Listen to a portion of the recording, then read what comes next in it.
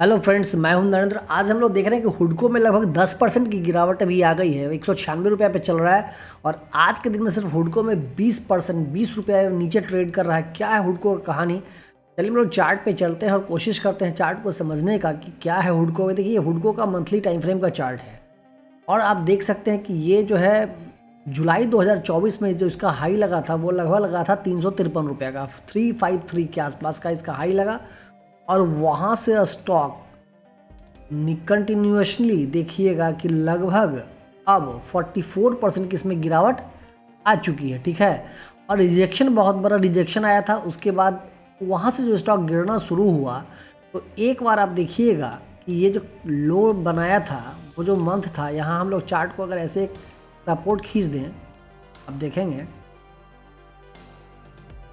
यहाँ पे हम लोग एक सपोर्ट खींचेंगे तो देख लीजिए एक एरिया है जहाँ पे सपोर्ट था और वो था लगभग 196 के आसपास और ये आया था अक्टूबर महीने।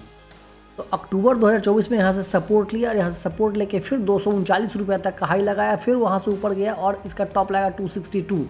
मतलब कि लगभग नीचे से फिर देखिएगा तो यहाँ से स्टॉक जो है सो लगभग 33% चला। 33% मतलब ऊपर से इतना गिरने का गया और फिर वहाँ से रिजेक्शन आया और फिर उसी प्राइस के पास आ गया है जहाँ से ये अक्टूबर में चलना शुरू हुआ था। ये जो इसका सपोर्ट है बहुत ही इंपॉर्टेंट सपोर्ट है। अगर इस सपोर्ट को ये तोड़ देता है ना दोस्तों, इससे बहुत बड़ा प्रॉब्लम आ सकता है। तो इसलिए क्योंकि इसका कोई सपोर्ट फर्दर दिख नहीं रहा है। अगर ध्यान से हम लोग देखेंगे, थोड़ा वीडियो को अगर आप लोग ध्यान से देखेंगे तो बहुत ही आप लोगों को चार्ट रीडिंग का क्लियरेंस अच्छा होगा। कि देखिए, अगर ध्यान से देखेंगे तो यहाँ पे क्या हुआ था, यहाँ पे एक जो है तो यहाँ पे इस टाइम फ्रेम पे आप लोग देखेंगे तो एक यहाँ पे क्या हुआ था, यहाँ पे पैटर्न देखिए, कप एक बना था ना, कप का पैटर्न हुआ था यहाँ पे देखिएगा। और ये कंसोलिडेशन कितने साल का था? 17 से लेके 23 तक का, लगभग 7 साल कंसोलिडेशन था। और बोला जाता है कि जितना जो कप का, ये कप का जो इतना डेप्थ होता है उतना ही टारगेट होता है। देखिए कप का डेप्थ कितना था, लगभग 54% का। 54% हम लोग ऊपर ले जाते हैं,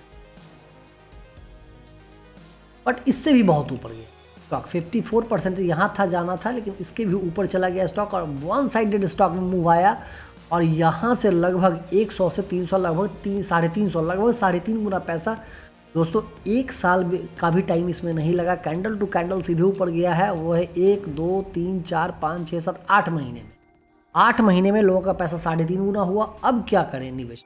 प्रॉब्लम ये है, देखिए पहले तो मेरा कोई रिकमेंडेशन नहीं है, क्योंकि सेबी के द्वारा से स्ट्रिक्ट गाइडलाइन है, किसी को बाइंग सेलिंग के लिए हम लोग कुछ नहीं बोल सकते हैं।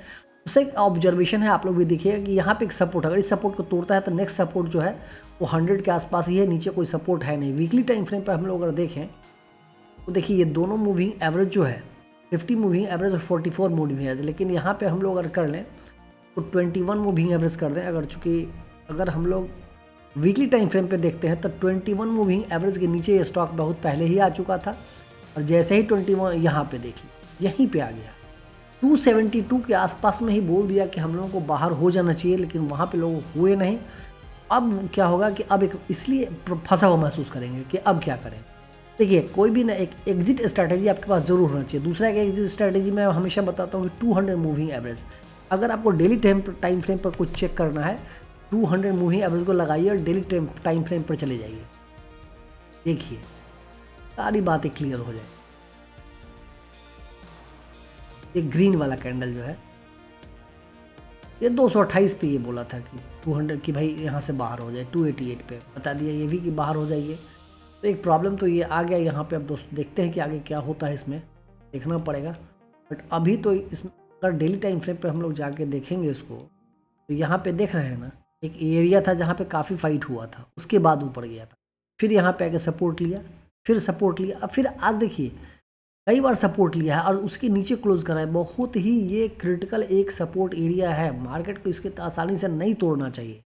अगर इसको मार्केट तोड़ के 1-2 दिन में और नीचे ट्रेड करने होता है फिर इसमें बाइंग का भी कोई सिनारियो नहीं बनेगा। तो मेरा एक ऑब्जर्वेशन था। कुछ और चीज़ मैं आप लोगों को बता दूं कि अगर हम लोग इसको डेटा देखें तो देखिए ये स्क्रीनर्स पे हम लोग गए हैं, 39,000 करोड़ की कंपनी, पी अभी 14.8 चल रहा है, ठीक है। और इसका आरओई आरओसी आप लोग देख सकते हैं। आरओई जो है सो 13.2 है, आरओसी 9.2 है। डिविडेंड भी कंपनी देती है, नहीं प्रॉफिट में तो कंपनी है ही। हाई देख रहे हैं ना 354 और लो 153 का है। डिविडेंड यील्ड भी 2% है। बट क्या प्रॉब्लम हुआ है देखिए, ये पी का देखिए यहाँ एक्चुअली जो इसका एवरेज पी रहता है ना वो 6.9 के आसपास है ना, 7 के आसपास। यहाँ पे देखिएगा 2020 से लेके और 2023 तक ये 6 से लेके 9 के पी के बीच में काम किया। वहाँ से अचानक एक्सपेंशन आया, पी एक्सपेंशन के कारण से 31 तक चला गया।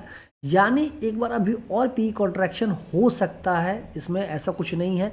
एक और डेटा मैं आप लोगों को बताना चाहता हूँ, जिस डेटा पर आप लोगों को हमेशा देखना चाहिए कि देखिए जून क्वार्टर में क्या हुआ था कि एफआई के पास 2.7% था, जो कि सितंबर क्वार्टर में 2.32% हो गया और दिसंबर क्वार्टर में 2.8% हो गया। इतने तो धीरे धीरे माल को बेच रहे हैं। उसी प्रकार से डीआई का भी देखिएगा 11.64% था, जहां से 9.05% हो गया। दिसंबर में थोड़ा वो खरीदे हैं। और रिटेलर का पोजीशन 10% से बढ़ के 13% हो गया। यानी रिटेलर माल खरीद रहा है और बड़ा पार्टी माल बेच रहे हैं। अगर वो बेच रहे हैं तो कुछ सोच के ही बेच रहे होंगे। इसका मतलब ये हुआ कि बहुत नियर टर्म में अभी इतना बड़ा तेज़ी तो आने का चांस नहीं लग रहा है। आप लोग कमेंट में लिखिएगा कि आप लोगों का क्या ऑब्जर्वेशन है, क्या व्यू है।